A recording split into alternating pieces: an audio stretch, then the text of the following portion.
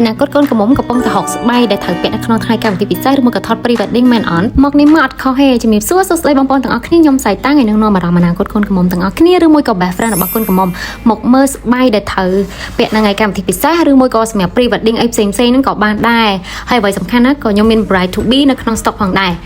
ម៉ូតនីមួយៗគឺស្អាតណាស់មានចាប់ពីតម្លៃ$7រហូតទៅដល់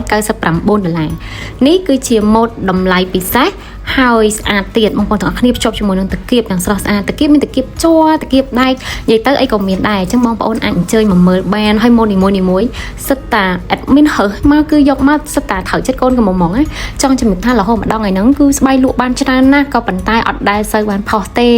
ហើយតែងតែសុំរូបពីកូនកំមុំថាជួយថតអីផងជួយថតផងបានអត់អូយអត់មានឃើញកូនកំមុំណាថតផ្ញើសោះសង្ស័យរវល់ទេadmin តែមើលតែម៉ាក់ហ្នឹងឲ្យតែម៉ោង7កន្លះ8 admin ទៅដល់រោងការហើយស្បៃហ្នឹងយកទៅដល់រោងហ្មងទោះបីចង់មិនចង់ក៏ admin ថតបានវីដេអូ vlog យកមកដល់ផ្ទះកាត់តដាក់ voice over ដែរអត់ដឹងជំរាបអនាគតកូនកំមុំមិនអីចង់និយាយថាស្បែកនីមួយៗហ្នឹងគឺ admin រក idea មែនតើស្បែកខ្លះគឺ creative មែនតើគឺ admin យកជាប្រភេទផ្កាយកជាប្រភេទផ្កាស្បែកហ្នឹងយកទៅតុបតែងបំពាក់មួយជាន់ទៀតដើម្បីឲ្យមើលទៅឃើញ look unique អញ្ចឹងណាហើយសម្រាប់កូនកំមុំដែលរើសយកស្បែក VIP អូយពាក់ទៅខុសគេហ្មងមិនខុសគេបែបចេញមកអត់ស្អាតទេណាពាក់ចេញមកគេដឹងថាស្បែកគឺជាប្រភេទស្បែកកាត់គឺជាប្រភេទស្បែកដែលបាន design និយាយទៅមិនមែនជាបានថាស្បែកអ្នកណាក៏ត្រូវតែមានម៉ូតហ្នឹងឯងអញ្ចឹងបងប្អូនទាំងអស់គ្នាអញ្ជើញមក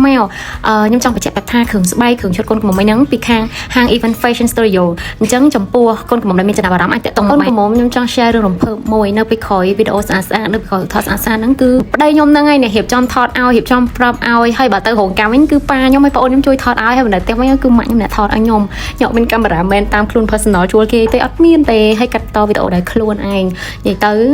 យើង start ពី0មែនក៏ប៉ុន្តែខ្ញុំសង្ឃឹមថាថ្ងៃក្រោយខ្ញុំនឹងមាន team ការងារច្រើនអញ្ចឹងណាឲ្យ professional អរគុណ